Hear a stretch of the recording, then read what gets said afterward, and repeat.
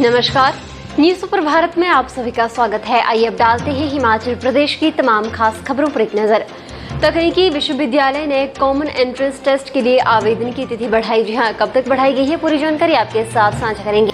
पहली बार डाइट की निगरानी में होगी डीएलएड प्रवेश परीक्षा। जी हां, इस खबर के बारे में भी पूरी जानकारी आपके साथ साझा करेंगे। निजी कंपनी में भरे जाएंगे 105 पद। जी हां, कहां पर ये पद भरे जाने हैं, इसके बारे में पूरी जानकारी आपको देंगे। आइए अब जानते हैं इसी तरह की और भी कई खास खबरें विस्तार से।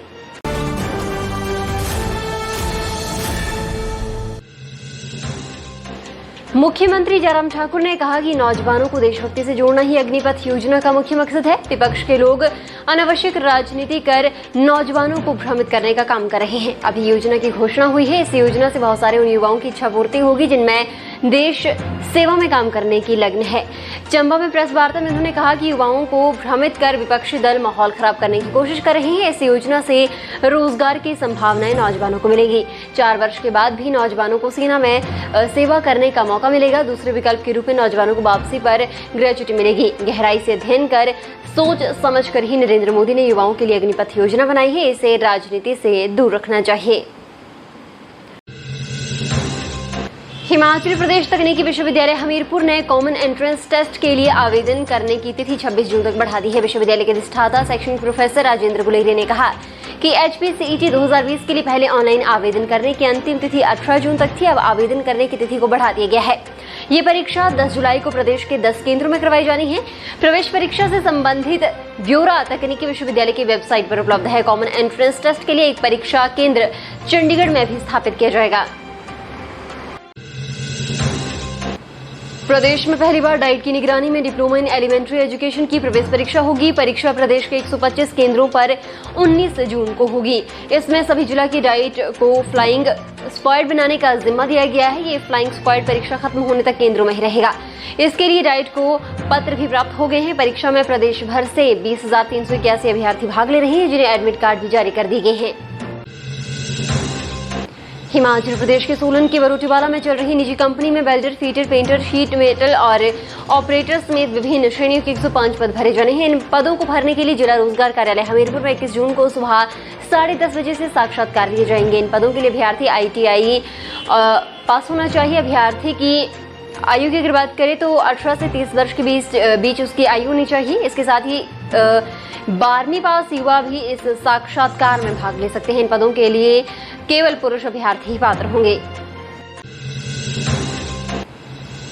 भारतीय सूचना प्रौद्योगिकी संस्थान में से शिक्षा सत्र से नई शिक्षा नीति लागू की जाएगी। बीटेक के साथ MTech कोर्स में ये नीति लागू रहेगी। नई शिक्षा नीति में कई शर्तें भी रहेंगी। IIT ऊना में इस समय 3 बीटेक कोर्स और 1 MTech कोर्स चलाए जा रहे हैं। बीटेक कोर्स में computer science engineering, electronics and communication engineering और IT कोर्स हैं, जबकि MTech computer science engineering specialization cyber security और डाटा साइंस उपलब्ध है। बीटेक 4 साल का कोर्स है। नई शिक्षा नीति में बीटेक कोर्स का पहला वर्ष पूर्ण करने पर सर्टिफिकेट मिलेगा।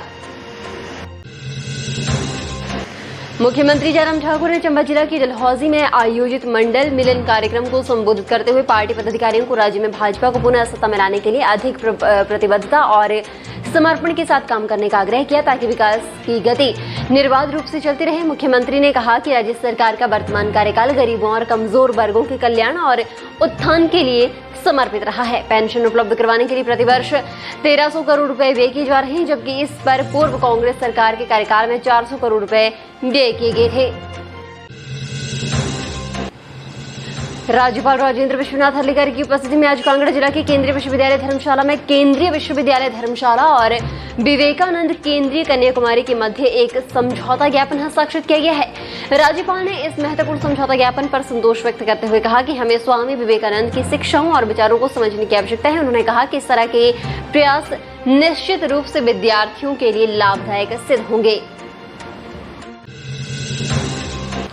घरेलू गैस सिलेंडर की गैस एजेंसी के थोक गोदाम से उपभोक्ता के लिए कैश एंड कैरी रिबेट के अंतर्गत पूर्व निर्धारित दर 27.60 रुपए से बढ़ाकर जो है 29.26 रुपए प्रति सिलेंडर निर्धारित की गई है। जानकारी जल नियंत्रक, खाद्य नागरिक आपूर्ति एवं उपभोक्ता मामले सोलन नरेंद्र कुमार धीमान ने दी। नरेंद्र कुमार धीमान ने बताया कि ऐसे उपभोक्ताओं को ये लाभ संबंधित तेल कंपनी द्वारा घरेलू गैस सिलेंडर हेतु निर्धारित खुदरा बिक्री मूल्य से कम करके दिया जाएगा। उस क्षेत्र के संबंधित फोकल पॉइंट और डोर डिलीवरी के लिए वर्तमान में जिला दंडाधिकारी सोलन द्वारा प्रति सिलेंडर निर्धारित परिवहन मजदूरी दरें भी अदा नहीं करनी होंगी।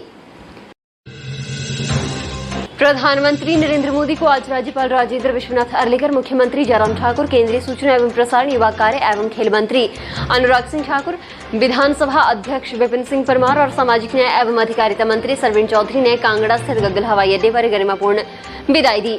उद्योग मंत्री बिक्रम सिंह, वन मंत्री राकेश पठानिया, सांसद और प्रदेश भाजपा अध्यक्ष सुरेश कश्यप, सांसद किशन कपूर और इंदु गोस्वामी, राज्य योजना बोर्ड के उपाध्यक्ष रमेश धवाला, विधायक और वरिष्ठ भाजपा नेता भी इस अवसर पर मौजूद रहे। उपायुक्त पंकज राय ने बिलासपुर शहर में चल रहे विभिन्न विकास कार्यों का विभाग के अधिकारियों के साथ मौके पर जाकर निरीक्षण किया। अधिकारियों को कार्य शीघ्र पूरा करने सहित आवश्यक दिशा निर्देश भी दिए गए। उन्होंने कहा कि जिला अस्पताल में मरीजों, तीमारदारों और चिकित्सकों की सुविधा के लिए 70 लाख की लागत से 2 मंजिला कैंटीन का निर्माण किया जाएगा। उन्होंने कहा कि कैंटीन का निर्माण कार्य पूरा होने पर अस्थायी कैंटीन के लिए एक अतिरिक्त कमरा प्रदान किया गया है। उन्होंने कहा कि अस्पताल परिसर के प्रतीक्षालय में तीमारदारों और मरीजों की सुविधा के लिए प्रतीक्षालय का निर्माण किया गया है, जिसमें अच्छे बेंच भी लगा दिए गए हैं। उन्होंने अस्पताल परिसर में ठंडे और गर्म पानी की सुविधा युक्त बड़ी क्षमता का एक अतिरिक्त वाटर ATM लगाने के लिए अधिकारियों को निर्देश दिए। फिलहाल के लिए बस इतना ही और बड़ी खबरों के लिए बने रहे न्यूज़ सुपर भारत के साथ।